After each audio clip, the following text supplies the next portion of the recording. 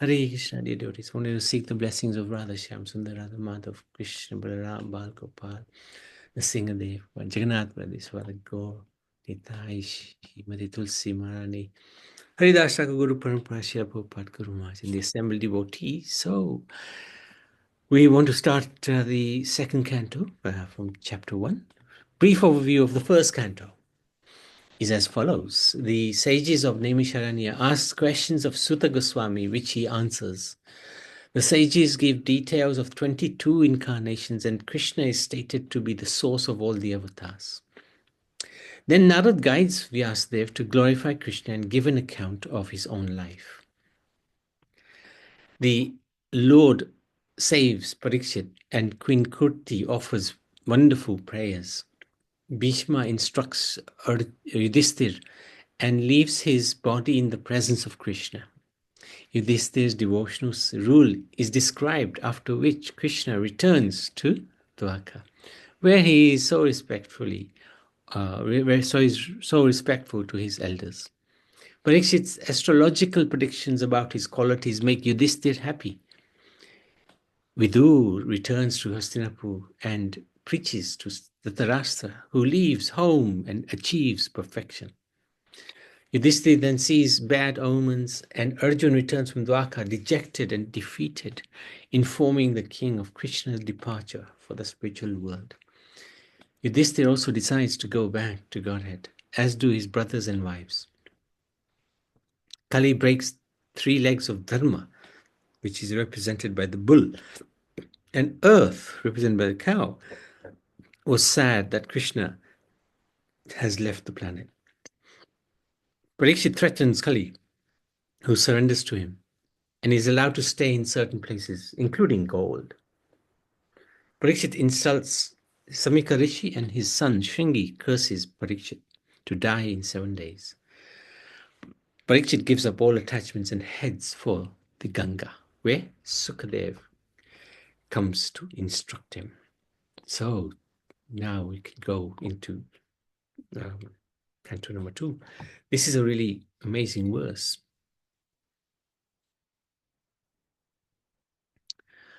Because it talks about what we should do at this final stage of our life.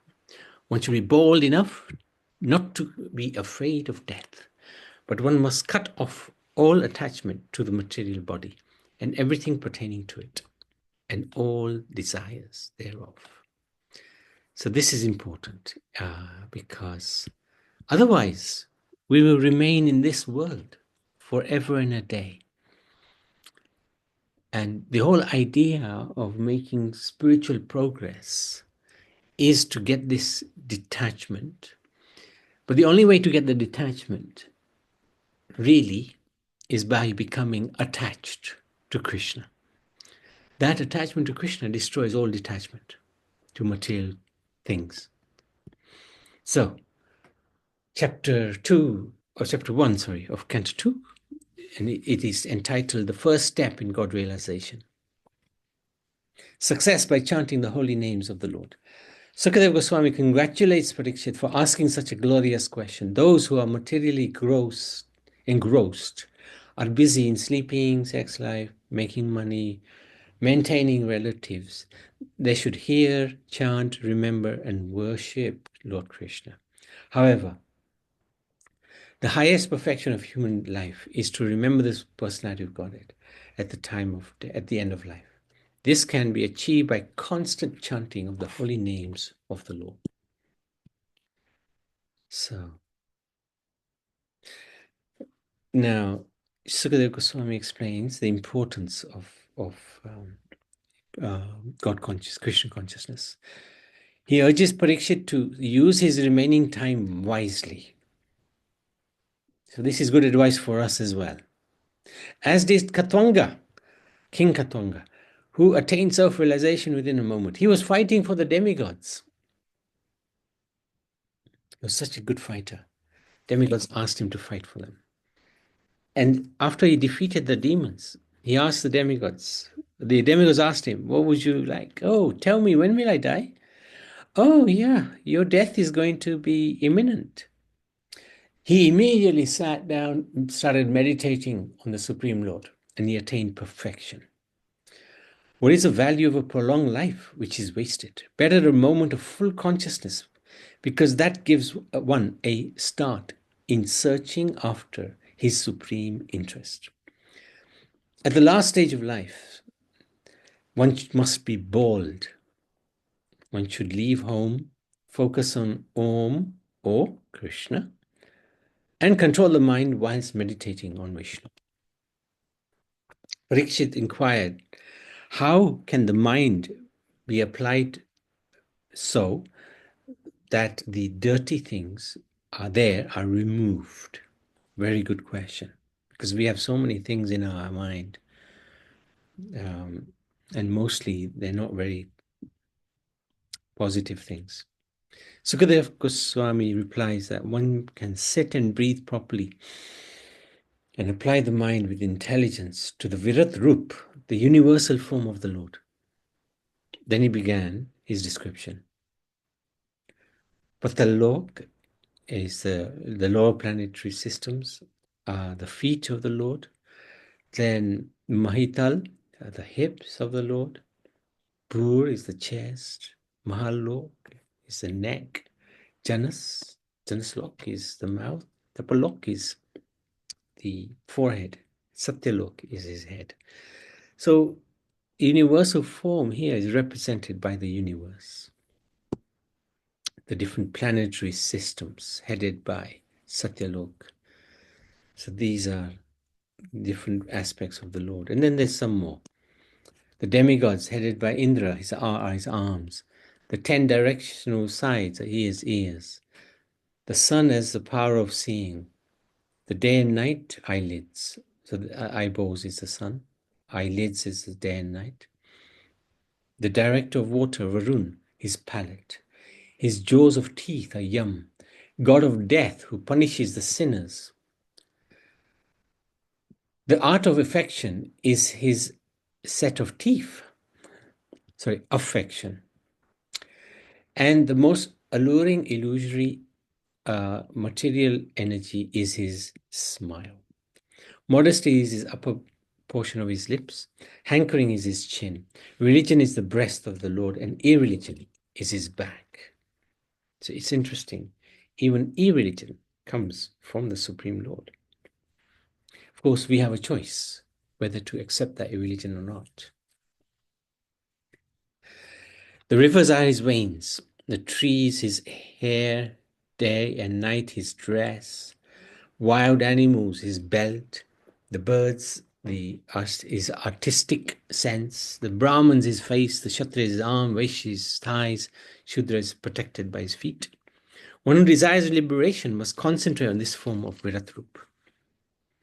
Especially if one's mind is not under control, this Viratrup can really assist in focusing on the different aspects of the Supreme Lord. One should concentrate his mind upon the Supreme Personality of Godhead, who alone distributes himself in so many manifestations, just as ordinary persons create thousands of manifestations in dreams. One must concentrate his mind on him, the only all blissful absolute truth. Otherwise, one will be misled and will cause his own degradation. That's chapter 1. In chapter 2, this is again a fantastic verse, which we'll read in one of the sections here. So, chapter 2 is called The Lord in the Heart. And this particular part of the chapter is entitled Detachment in the World of Names. Sukadeva Goswami stresses detachment from fruitive work by refraining from over-endeavoring in this world of names. And in the purport, Prabhupada explains this. The whole material creation is a jugglery of names only. In fact, it is nothing but a bewildering creation of matter like earth, water, and fire.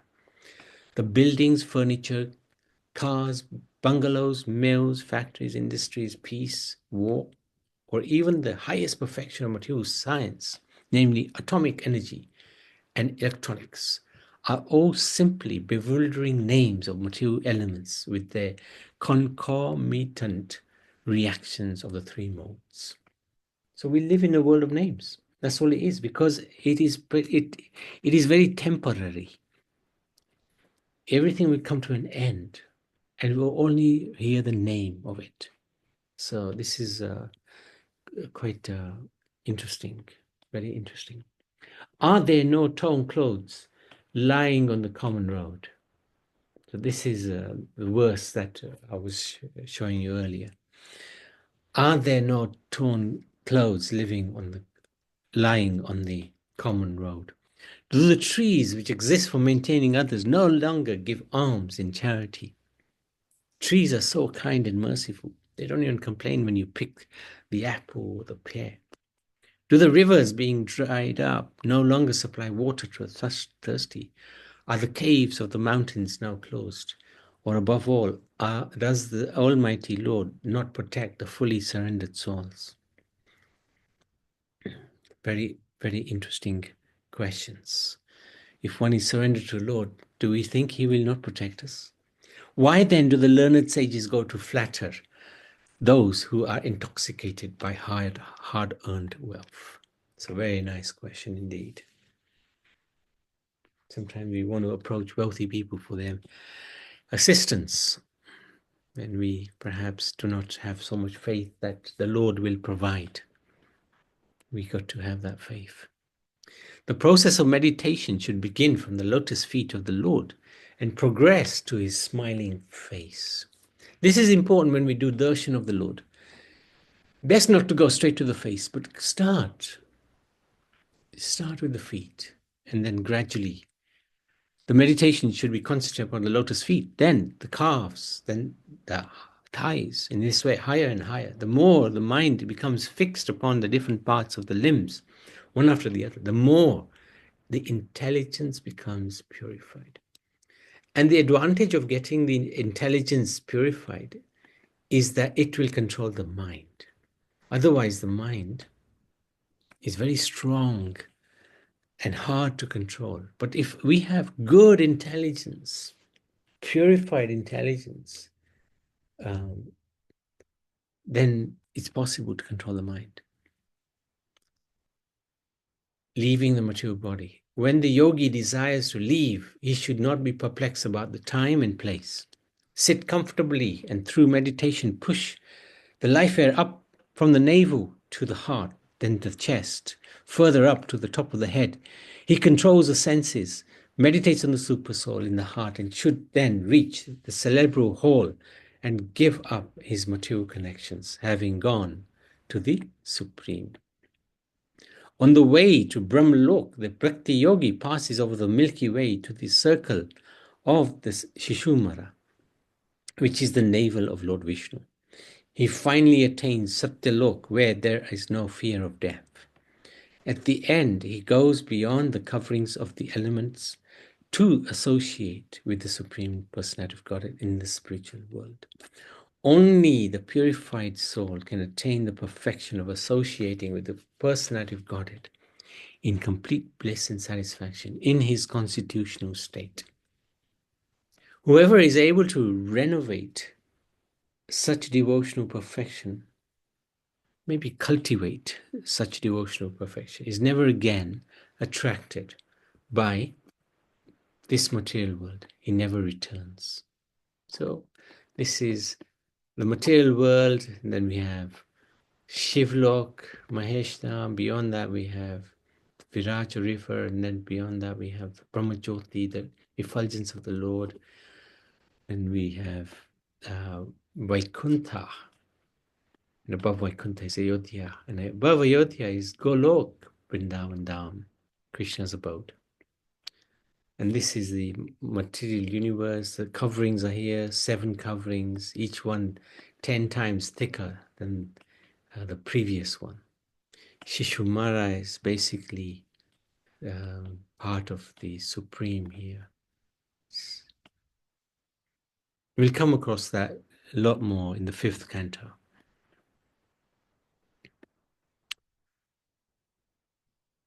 After scrutinizing the Vedas 3 times, Lord Brahma understood that attraction for the Supreme Lord Sri Krishna is the highest perfection of religion. So this is very interesting. Lord Brahma is the most intelligent person in this universe. But he himself looked at the Vedas 3 times. And then he understood Lord Krishna is the perfection, highest perfection of religion. So he shows Krishna is actually quite hidden within the Vedas. Even the most intelligent being in the whole universe had to study 3 times the Vedas. Therefore, every human being should hear about, glorify, and remember the Supreme Lord always, and everyone, everywhere, to go back to Godhead, to the Lord's lotus feet. So that was chapter 2. Chapter 3. This is a really amazing verse. A person who has broader intelligence, whether he be full of material desire, without any material desire, or desiring liberation, must, by all means, worship the Supreme, the whole, Supreme whole, the personality of Godhead. So whether one wants lots of things, doesn't want anything,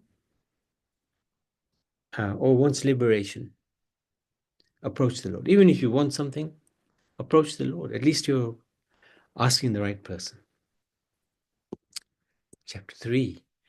Pure devotional service, the change of heart. So this is what it's called.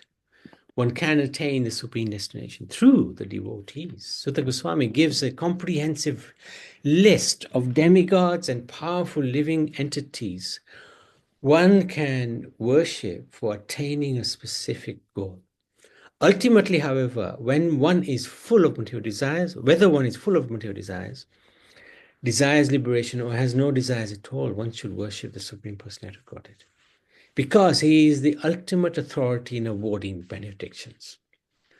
Only through association of the Lord's pure devotees can one attain the supreme benediction, which is spontaneous attraction to the Lord.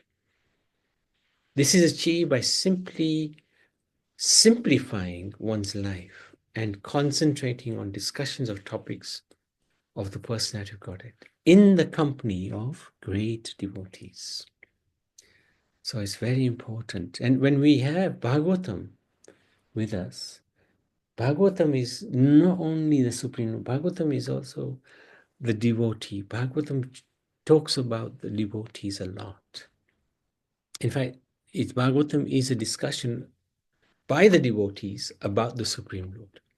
So when we read the Bhagavatam, we're actually associating not just with the Lord, but with the devotees as well. Non-Krishna Katha reduces duration of life. Shonakarishi requests Sutta Goswami to enlighten the sages with discussions about Krishna by his devotees. With every rising and setting of the sun, everyone's duration of life is reduced except for the devotees who are hearing about Krishna. Why is that? Because as soon as you connect with Krishna, you are in the realm of the spiritual kingdom. And there, time does not affect in a linear way as it does here. Time serves the spiritual world. Time is not controlling the spiritual world. In the material world, everything is destroyed by time. In the spiritual world, time does not destroy. Time acts as a servant. So when we associate with Krishna, with the Supreme Lord, we are actually away from time's impact, because we are no longer in the spiritual world, no longer in the material world, we're in the spiritual world. So even when we're chanting, if we're chanting properly, we're not reducing our lifespan by that chanting. Only men who are like hogs, dogs, camels, and asses refuse to hear about Krishna. Those who do not perform devotional service, those who have ears like snakes or tongues like frogs, do not hear and chant about Krishna.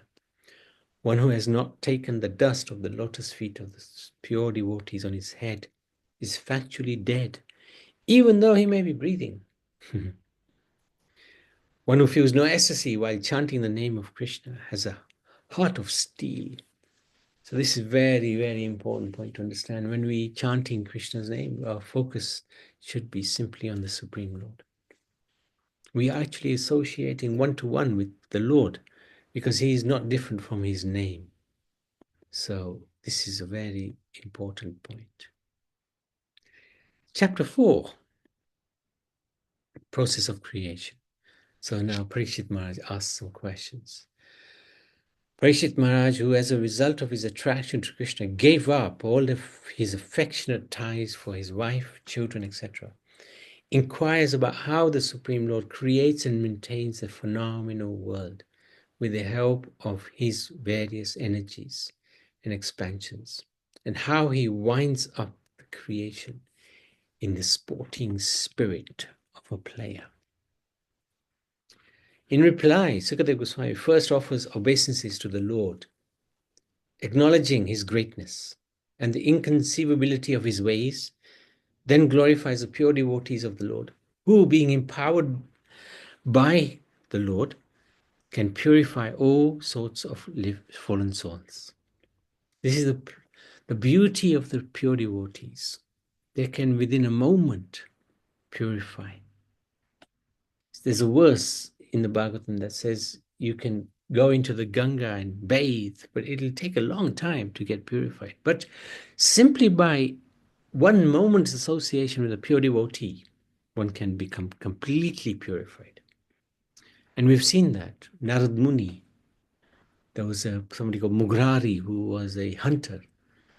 And Narad Muni convinced him to give up his hunting habits within a moment of his association. And Mugrari became so careful he would not even step on ants. One moment's association. Prabhupada similarly brought so many fallen souls within the Hare Krishna movement.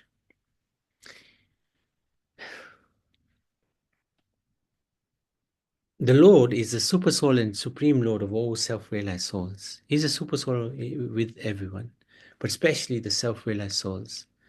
He is a personification of the Vedas, religious scriptures, and austerities. He is worshipped by Lord Brahma and Lord Shiva and all those who are transcendental to all pretensions.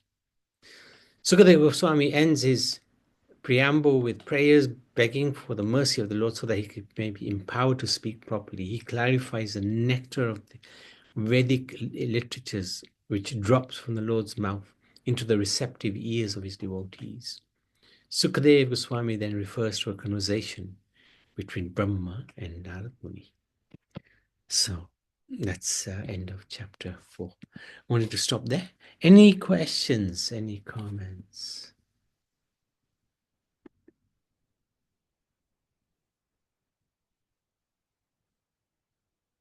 Okay, I can stop there.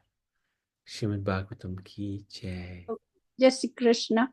Hare Krishna, Yes, Prabhuji. yes.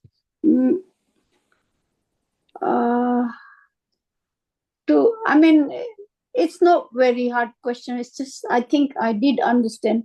When you said reading Bhagavatam, we are chanting with devotees. Is that right?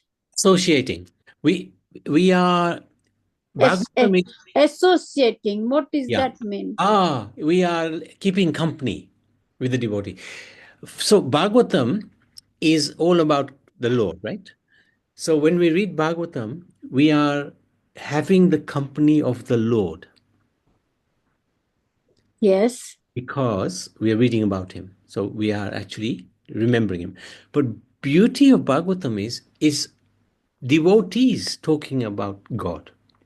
So when we read Bhagavatam, we also are keeping company with the devotees because we are listening or we are hearing the conversation between two devotees about God. What? Yeah. So we are also in company, in association with devotees as well. Okay. This is the power of Bhagavatam. Thank you. Thank you. Yeah, and the second one was, I didn't get there, but you said one came out from river. I don't know what that means. One, I was you talk so quickly. I was going to write it down, but reading No, one come out from river.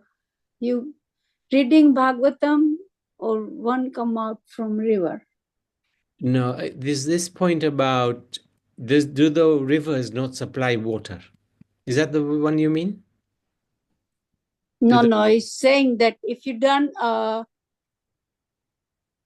reading the Bhagavatam is good, then going into the river. Ganga. Yes, yes. No, no, it's not that. It is that as well, but when we come across a pure devotee of the Lord and Yes. we somehow in Sangha Marana, little bit of Sangha Yeah. with a devotee is so powerful, it can change Yes. one's life completely. Yes. That's right. Yeah. And but if you go to the Ganga and bathe, oh Ganga, please take my sin. It take a long time to get that purification, right? So if you meet Pure devotee meet pure devotee, yeah. Okay, meet. is more powerful than even the Yeah. Ganga. Oh, right. I got it there. Thank you. Hare Krishna. Thank you so much. Yeah, meet pure devotee. Okay, Hare Krishna. Thank Hare you. Krishna. Let's stop there. Srimad Bhagavatam. Jai Bhagavad Puran. Jai. Going in river.